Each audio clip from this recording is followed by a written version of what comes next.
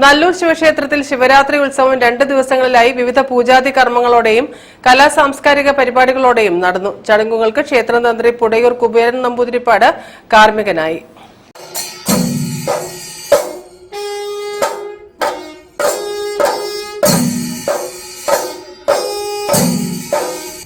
പുലർച്ചെ 5 മണിക്ക് നട തുറക്കൽ, ഗണപതി ഹോമം, ഉഷപൂജ, വൈകുന്നേരം സർപ്പബലി, ദീപാരാധന, ഉദ്ഘാടന സദസ്സ്, സോപാന സംഗീതം, ഭജന, ആലുവ രംഗകല അവതരിപ്പിച്ച നാടകം, ശിവശക്തി എന്നിവയായിരുന്നു നല്ലൂർ ശിവക്ഷേത്രത്തിലെ ശിവരാത്രി ആഘോഷങ്ങളുടെ ആദ്യദിന പരിപാടികൾ. ശിവരാത്രി ദിവസം പുലർച്ചെ ഗണപതി ഹോമവും 1000 കുടം ധാരയും കൂവളം മൂടൽ ചടങ്ങും നടന്നു. ശിവ സഹസ്രനാമ പാരായണം, സംഗീത കച്ചേരി, ഭക്തിഗാനസുധ, കരോക്കെ ഭക്തിഗാനം, വൈകിട്ട് ഗജവീരന്റെ അകമ്പടിയോടെയുള്ള കാഴ്ചശീവേലി, ആഘോഷവരവ്, സാംസ്കാരിക സദസ്സ് എന്നിവയും നടന്നു.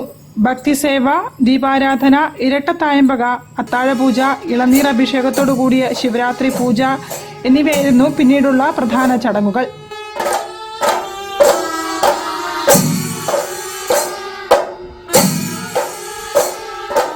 ചടങ്ങുകൾക്ക് ക്ഷേത്രം തന്ത്രി പുടയൂർ കുബേരൻ നമ്പൂതിരിപ്പാട് മുഖ്യ കാർമ്മികത്വം വഹിച്ചു.